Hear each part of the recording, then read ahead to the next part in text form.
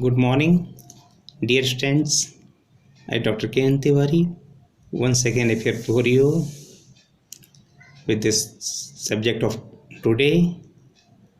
Our today's topic is Bailment Upanidhan, taken from Indian Contract Act, defined under Section 148.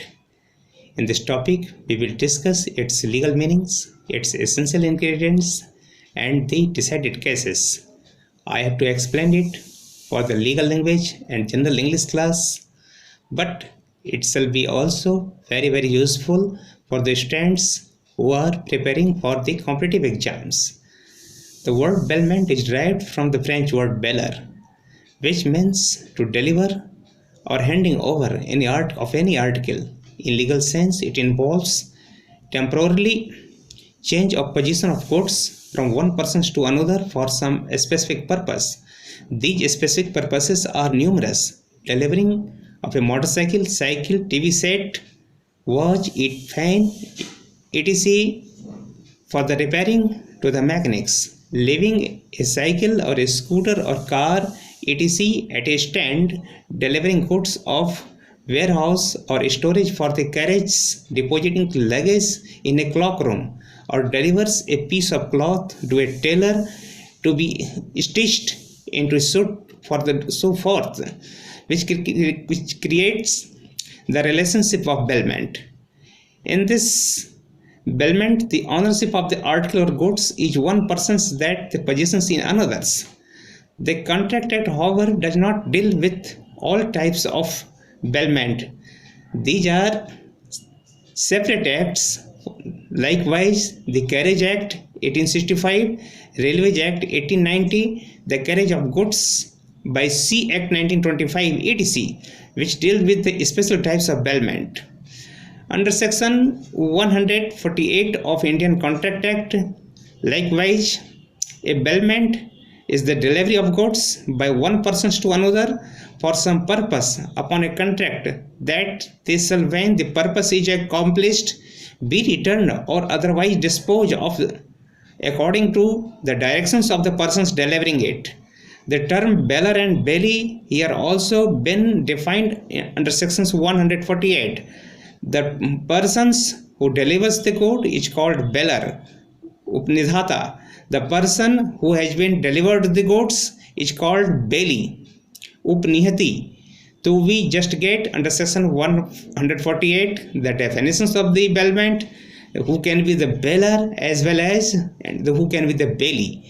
Its literal meaning is उपनिधान, एक व्यक्ति द्वारा किसी दूसरे व्यक्ति को किसी प्रयोजन के लिए इस संविदा पर वस्तुओं का परिधान करना है कि जब प्रयोजन पूरा हो जाए तो वो लौटा दी जाएंगी, या परिधान करने वाले व्यक्ति के निर्देशों के अनुसार किसी अन्य व्यक्ति को दे दी जाएगी। वस्तु का परिधान करने वाला व्यक्ति बेलर उपनिधाता कहलाएगा। वह व्यक्ति जिसको परिदत्त किया जाता है वह बेली कहलाएगा। Now according to section 149 of Indian Contract Act, delivering of goods, however, may be actual or constructive. In the definitions of bailment, we just get there are several important ingredients. Likewise, please note it down. Number 1, there must be the delivery of goods. Number 2, delivery should be for some purpose. And number 3, delivery of goods under contract. And number 4, bailee shall be bound to return goods. Likewise, the honorable courts decided in connection with the bailment in the particular case of Altigen versus Nichols, decided by the Queen's Bench Divisions in UK. In that case, the plaintiff went into a restaurant to have his dinner. As a voluntary courtesy towards the customer, a waiter took the coat of plaintiff and hung it on a hook behind customer's chair. When the plaintiff wanted to leave, he found that his coat was stolen.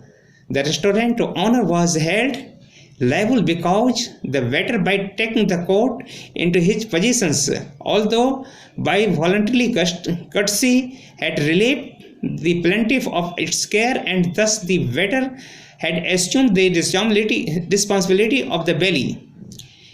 I want to say that you would remember this case was also example of the respondent superior. The principal shall be held liable. Let the principal be liable. In another case of Kali Perumal Pillai versus Visalakshmi, a decision propounded by the Honorable Madras High Court in Indian context.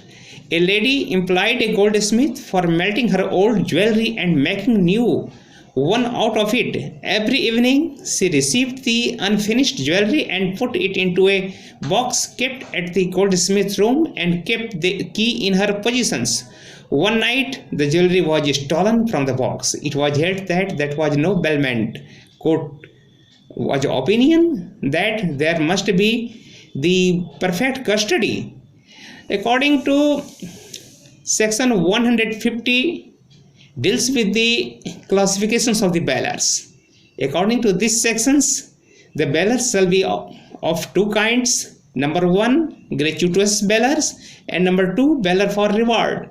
A gratuitous bailer is one who keeps his articles without any charge and considerations by lending a books. For example, if we say from his friend, his duties are naturally much less than that bailer for reward or considerations. Duties of bailer are described accordingly under section 151 and 152. Duty of reasonable case of goods bailed. Number 2, duty not to make unauthorized use under section 153 and 154. Number 3, duty not to mix under section 155 to 157. And number 4, duty to return goods under section 159 to 161. And number 5, duty not to set up adverse title from section 106 to 167. And number 6, duty to return increase under section 163 of Indian Contract Act.